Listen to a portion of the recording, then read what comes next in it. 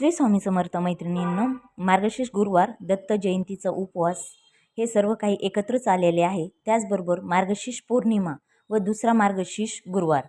तर आपण 11 लवंगाचा प्रभावी उपाय, एकत्रित सेवा व भगवान विष्णू माता लक्ष्मीची एकत्रित सेवा पाहणार आहोत. माझ्या व्हिडिओला जर सबस्क्राईब केले नसेल तर लगेच करा व नवनवीन व्हिडिओ पाहण्यासाठी तुम्ही नक्की माझ्या चॅनलला सबस्क्राईब करा.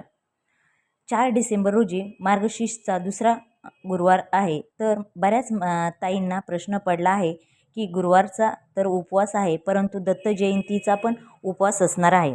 परंतु दत्त जयंतीचा उपवास हा दुसऱ्या दिवशी सोडला जातो. मग प्रश्न पडतो, मार्गशीर्ष गुरुवारचा उपवास कसा सोडवावा?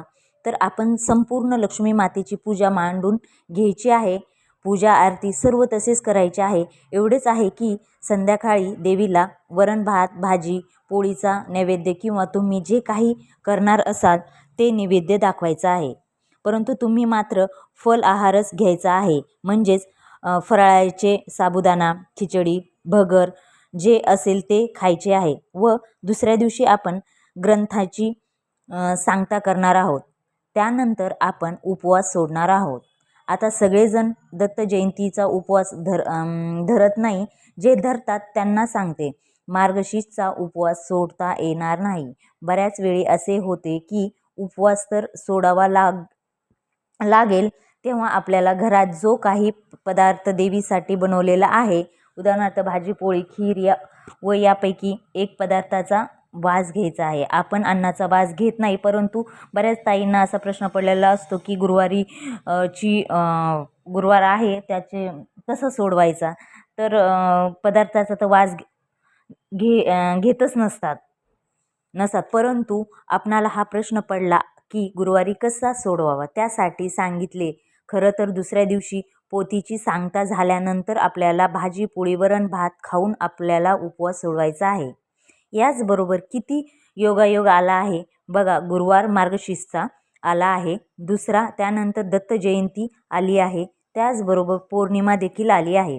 आता या दिवशी आपणाला सत्यनारायण पूजा मांडणी करायची आहे. सत्यनारायण पूजा ही 4 तारखेला संध्याकाळी आपणाला पूजा मांडणी करायची असते, प्रदोष काळी. त्याचबरोबर आपल्याला माता लक्ष्मीची देखील सेवा करायची आहे. आता मी तुम्हाला 11 लवंगाची आधी अति सुंदर अशी सेवा सांगणार आहे. ती सेवा काय? तर तुम्हाला वेळ जेव्हा भेटेल तेव्हा, म्हणजे सकाळी, त्या दिवशी संध्याकाळी किंवा दुपारी, या वेळेमध्ये कधी पण तुम्ही ही सेवा करू शकता. जर संध्याकाळी आपणाला वेळ असेल तर अतिउत्तम. माता लक्ष्मीची मांडणी करणार आहात, जसे तुम्ही पहिल्या गुरुवारी केली आहे त्याचप्रमाणे दुसऱ्याही गुरुवारी त्याचप्रमाणे माता लक्ष्मीची मांडणी तुम्ही करायची आहे. आता आपण हातात 11 लवंग घ्यायच्या आहेत. त्या तुटक्या फुटक्या नसाव्यात, अखंड अशा प्रकारच्या असाव्यात, फुल सकट असाव्यात, पोखरलेली वगैरे काही अशी लवंग नसावी. 11 लवंग घेऊन माता लक्ष्मी समोर बसायचे आहेत व एक लवंग उजव्या हातामध्ये एक लवंग घ्यायचे आहे. घेऊन लक्ष्मी अष्टक म्हणायचे आहे. वाटेल तर सर्व म्हणू शकतात. नंतर ती लवंग बाजूला साईडला ठेवायची आहे. त्यानंतर दुसरी लवंग उजव्या हातात घ्यायची आहे. त्यानंतर ही अष्टक म्हणायचं आहे, लक्ष्मी अष्टक म्हणायचं आहे. असे तुम्हाला 11 लवंग घेऊन करायचं आहे. प्रत्येक वेळीला एक अशा प्रकारे 11 वेळी घेऊन प्रत्येक वेळी एक अशा प्रकारे लक्ष्मी अष्टक म्हणावे. खरंच महालक्ष्मी अष्टक सेवा खूप सुंदर प्रभावी अशी सेवा आहे. खरंच रोज आपण नित्य सेवा करत असतो, परंतु महालक्ष्मी अष्टक सेवा खूप चांगली मार्गशीर्ष महिन्यामध्ये मानली जाते. साक्षात भगवान विष्णू व महालक्ष्मी माता यांची एकत्रित सेवा होते. हे सर्व पठण झाल्यानंतर लक्ष्मी मातेसमोर ठेवायचे आहे.